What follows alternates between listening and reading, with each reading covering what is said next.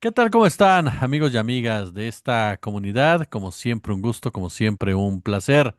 Pues vaya declaración que hizo Donald Trump el día de ayer, en donde le preguntan si descarta bombardear México. Dice que no, que con tal de hacer lo que tenga que hacer, él dice contra los cárteles, pues haría cualquier cosa. Y lanza una perorata de que conoce direcciones, zonas, lugares, todo donde viven los integrantes de los cárteles de la droga en México. Después le preguntan sobre la marcha del pasado fin de semana y asegura que no está contento con México.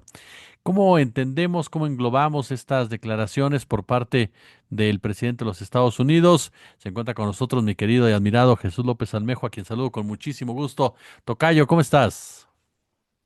Hola, querido Jesús, pues muy contento como siempre de saludarte, de aprender de ti y de responder al desafío que significan tus entrevistas, que siempre le exiges al entrevistado que se emplee a fondo. Así que aquí estamos a la orden, amigo.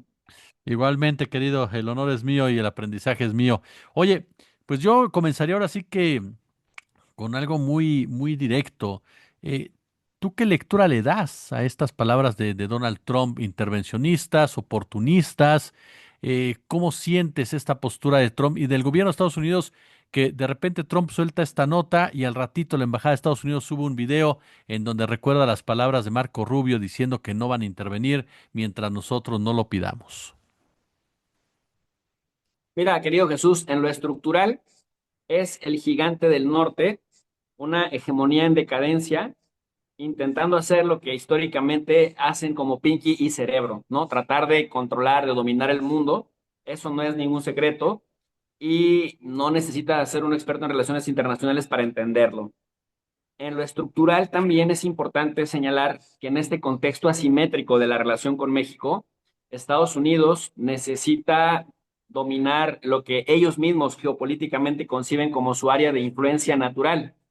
Han estado presumiendo que van a invadir a Venezuela, que no descartan ninguna opción de amedrentar así porque se les da la gana a los venezolanos, pero Donald Trump, en este contexto de movilizar el portaaviones Gerald Ford, también dijo que estaban sobre la mesa todas las cartas y que no descartaba ninguna, valga la redundancia. Pero dijo algo muy importante antes de esta declaración de la que estás aludiendo.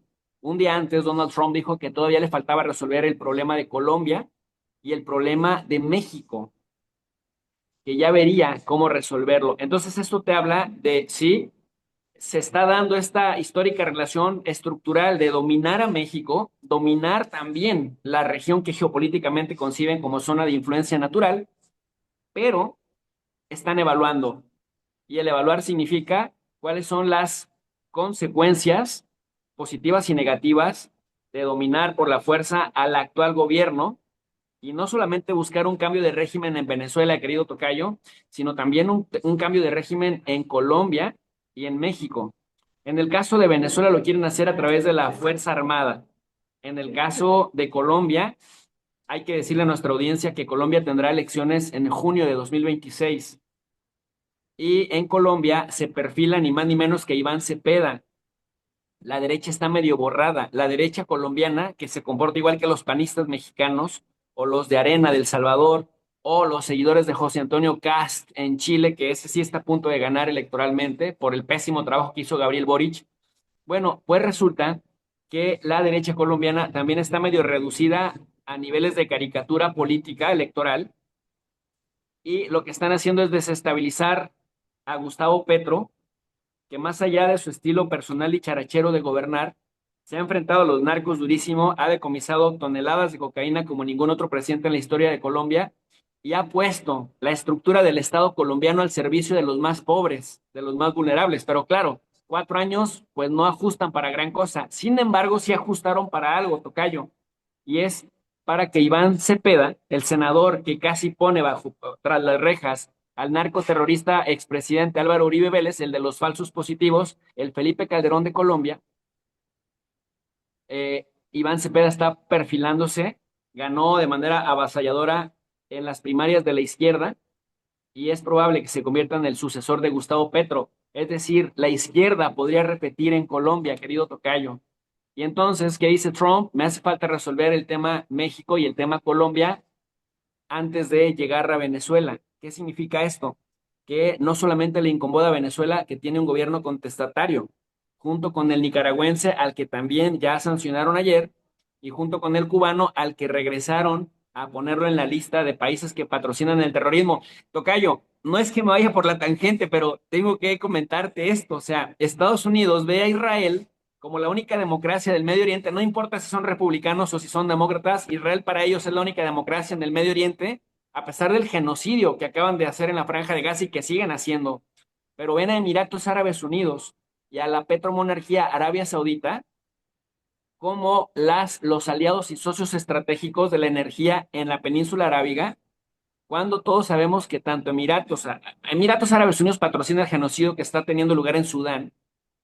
Y hoy, no sé si ya, no sé qué día se transmite esta entrevista, pero hoy, 18 de noviembre del año 2025, al mediodía, Donald Trump recibió con fanfarrias como visita de Estado al príncipe bin Salman Abdelaziz de Arabia Saudita, que si por algo se caracteriza Arabia Saudita no es precisamente por su respeto a los derechos humanos, pero resulta que mete a Cuba en la lista de países que patrocinan el terrorismo. Discúlpame lo que voy a decir, pero hazme el rechingado favor.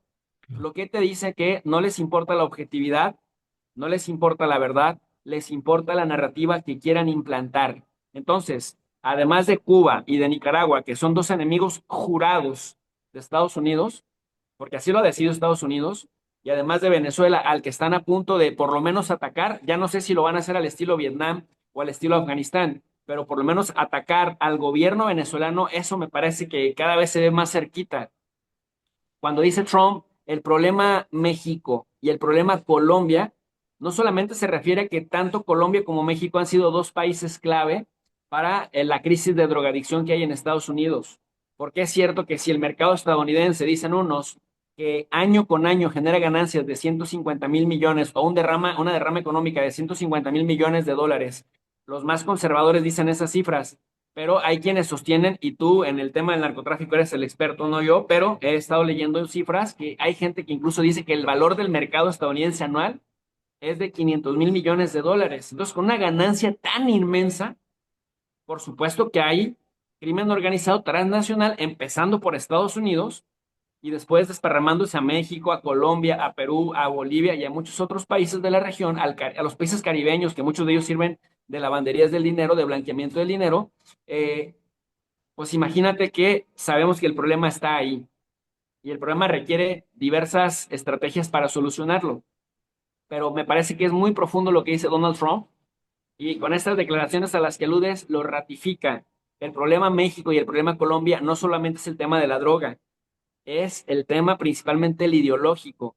¿Cómo quitar a los gobiernos actualmente que fueron elegidos democráticamente, pero que actualmente son gobiernos contestatarios, gobiernos que están dispuestos a colaborar en los términos institucionales, pero que no se dejan mangonear, que no son Ecuador, que no son Paraguay, que no son El Salvador, que no son Costa Rica o Panamá, que no son Argentina, vaya, a Milei le dicen mi alma y se enamora y besa la bandera y se baja los pantalones.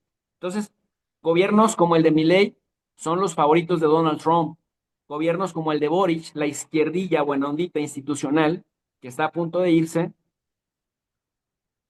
esos gobiernos no le interesan a Donald Trump. A Donald Trump le interesa que se arrodillen como se arrodilla Novoa, que se arrodillen como Milei lo hace, pero un gobierno como el de Claudia Sheinbaum, que tiene bastante legitimidad, y un gobierno como el de Petro, que tiene legitimidad y que gracias a esa legitimidad está a punto de dejar en Colombia a un representante de la izquierda como el senador Iván Cepeda, me parece que ese es el problema al que se refiere Donald Trump. Entonces, si estructuralmente yo iniciaba mi respuesta diciéndote, si estructuralmente se sabe que Estados Unidos intenta dominar el mundo, pero se sabe que intenta también asegurar la región inmediata, que es su área de influencia natural, como lo conciben sus geopolitólogos duros, lo coyuntural lleva a Donald Trump a meter el acelerador porque se ve pues que México y Colombia con estos gobiernos contestatarios, siendo dos países claves en la alianza histórica con Estados Unidos para que consiga lo estructural, pues en estos momentos está medio fallando.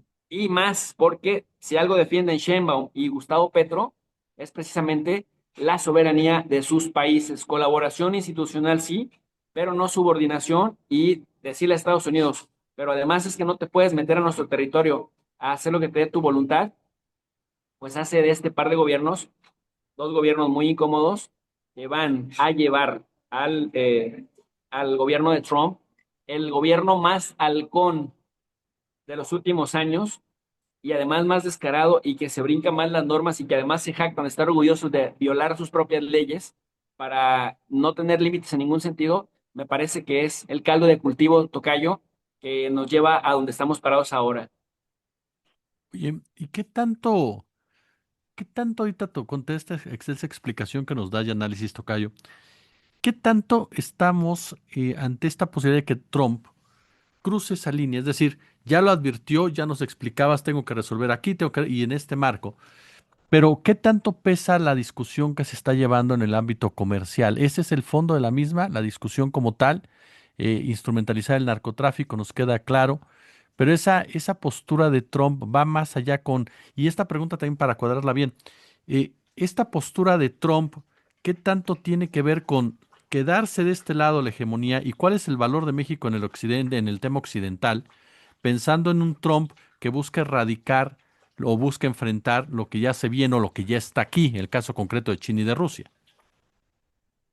Sí, aquí lo primero que hay que tener claro es que el gobierno de Donald Trump no busca combatir ninguna anomalía, sobre todo esas que tardan años en combatirse con eficiencia. En realidad no está buscando combatir al narcotráfico, en realidad no está buscando mejorar la calidad de vida de la gente. De hecho, no sé si por ahí ves que hay una polémica muy grande, tocayo, de política interna y es más de política interrepublicana. Está peleado a muerte con una de sus principales patrocinadores, la congresista Marjorie Taylor Greene, una súper conservadora republicana que está a favor de que se revelen los archivos Epstein junto con el legislador Thomas Massie, a quien también Donald Trump lo trae de bajada, pero que le está generando una herida muy profunda al interior del Partido Republicano y que va a ser el clavo en el ataúd para que en las elecciones intermedias del próximo año Donald Trump pierda la mayoría, por lo menos en la Cámara de Representantes. ¿Por qué? Porque han logrado exhibir al interior del propio Partido Republicano que Trump no es un verdadero MAGA.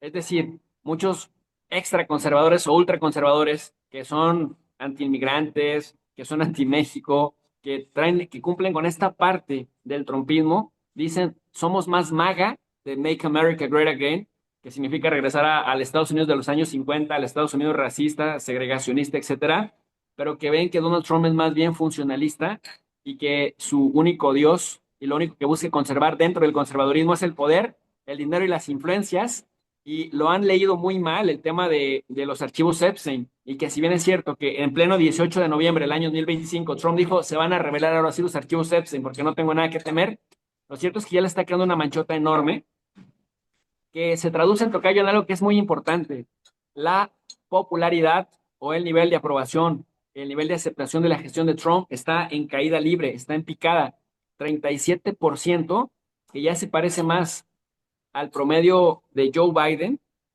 al que mismo Trump juzgaba como un presidente inepto por tener esos niveles de aprobación, y son más bajos incluso que la época más baja de su primera administración. Entonces, mientras Donald Trump estaba pensando que quizá violaba la ley para reelegirse en 2028, a pesar de que ya no tiene posibilidades legales de hacerlo, pues ahora ya ni siquiera va a tener que apelar a nada porque el tipo es impopular y cada vez crece más el nivel de rechazo entre los votantes neutros y los votantes demócratas. Estamos hablando de un rechazo del 60, del 57 al 60% en las encuestas. Y bueno, encuestas como YouGov, encuestas como Ipsos y encuestas como el sitio 538 de ABC News, que luego, bueno, no falta aquí el pendejo que sale a decir, ay, es que esos son medios globalistas y como Trump es patriota, es como, güey, ¿en serio? Te dices analista con esas, bueno, ¿para qué te digo con esas que, con esas pendejadas, pues? Pero Trump está en caída libre en diversas encuestas, casas encuestadoras incluso que llegaban a simpatizar con él. Y esto nos lleva a dos peligros, tocayo, a la aplicación de la política orwelliana de crearte un enemigo común al exterior con la finalidad de cohesionar al interior. Y dos, pégale afuera, preséntate como superhéroe a ver si eso hace que la gente mejore su percepción de ti. Y para eso, la demonización de Venezuela, la demonización de Colombia, la demonización de México o de Cuba está a la orden del día, o sea, ni mandada a hacer. Pero ¿qué mensaje te da un Donald Trump que recibe como superhéroe a Bin Salman Abdelaziz de Arabia Saudita, que por todo se caracteriza menos por respetar los derechos humanos, por un lado, que hasta el mismo Israel le ha manifestado públicamente preocupación a Trump por la promesa de venderle aviones F-35 a Arabia Saudita, y también ha dicho que si eso sucede, entonces Israel se va a independizar de la ayuda militar y de la colaboración militar que tiene con Estados Unidos. Es decir, así de escandaloso, en esos términos se mueve Donald Trump. Y aquí lo peligroso es que entonces uno podría alegrarse de decir, oye, pues el presidente que te quiere hacer daño a ti como país, pero también a nuestra región, a nuestros hermanos venezolanos, cubanos, nicaragüenses, colombianos, está débil. Lo malo es que esa debilidad se puede canalizar para perjudicarnos de manera más aguda. Entonces, sí, están evaluando, están sorteando cuáles serían las consecuencias negativas y positivas, y creo que al final lo que sus asesores, que luego tampoco les tengo tanta confianza en cuanto a su materia gris, les camine un poco el hámster racionalmente, pero el riesgo es que pueda tratar, intentar de manera desesperada, después de ese atasco y después de ese fiasco que está representando la caída de su popularidad, pues el que quiera revertir las cosas golpeando a nuestros países, incluido México, tocayo. Totalmente, totalmente de acuerdo. Oye, y finalmente, querido tocayo, viene la otra parte, o del otro lado. ¿Cómo lo contrarrestas? O sea, esta marcha, te he visto muy activo a ti en X hablando de esta marcha del 15N y ahora lo que viene y todo eso y los grupos alrededor de la misma. ¿Cómo lo contrarrestas de este lado? ¿Cómo contrarrestas ese tipo de acciones por parte de los Estados Unidos? ¿Cómo le dices que no a Estados Unidos? ¿Cómo encuentras la forma de decirle que no a Estados Unidos sin las consecuencias que esto también te puede acarrear? Mira, yo no soy quien para decirle al gobierno mexicano qué hacer, porque para eso le pagan un montón de dinero a un montón de asesores, que espero que les quiten su sueldo los asesores, y también tiene un sistema robusto en la Secretaría de Relaciones Exteriores. Luego a los funcionarios del Servicio Exterior de carrera los medio maltratan bastante, pero bueno, ese es otro cantar. ¿A qué voy con esto? México primero lo que tendría que hacer es hacer una especie de Anti-Defamation League al estilo de Israel. En eso Israel podría ser un ejemplo inspirador. ¿Qué es lo que hace Israel? Se encuentra aliados muy importantes y muy fuertes al interior de Estados Unidos, crea organizaciones como esta que te acabo de mencionar, la Liga Ujú. Antidifamación, y va identificando senadores federales y a diputados federales para ver qué es lo que hablan mal de Israel, y luego les crea estrategias antídoto. Se acerca, trata de persuadirlos de la aportación que hace Israel en Estados Unidos, de lo importante que es Israel para Estados Unidos, y entonces de lo importante que es que estén en buenos términos Israel y Estados Unidos. Y después, si estos congresistas o senadores o gobernadores o legisladores locales no entienden, o incluso alcaldes no entienden, entonces empiezan a exhibir con campañas si tienen alguna deficiencia, si tienen alguna carencia, si tienen alguna patología, sobre todo si hacen algo a favor del pueblo.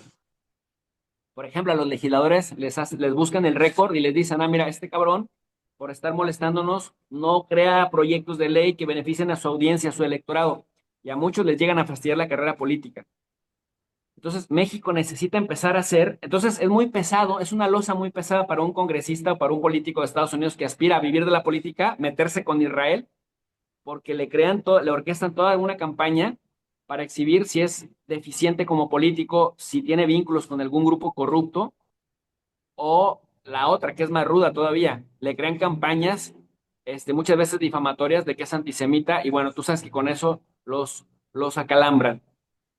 Yo no digo que México haga eso, pero por ejemplo, a los que conocen como la gusanera cubana, los congresistas de origen cubano en la Florida, Carlos Jiménez, María Elvira Salazar, Díaz Balart, el mismo Marco Rubio cuando era senador, que tienen un discurso muy anti-México, muy agresivo y muy estigmatizante, sería interesante identificar las propuestas de ley que están haciendo en favor de sus propios votantes y hacer una campaña importante, decirle, oigan, estos señores, mientras están promoviendo guerras en nuestro país, miren ustedes la falta de trabajo que hacen para sus propias audiencias, para sus propios votantes.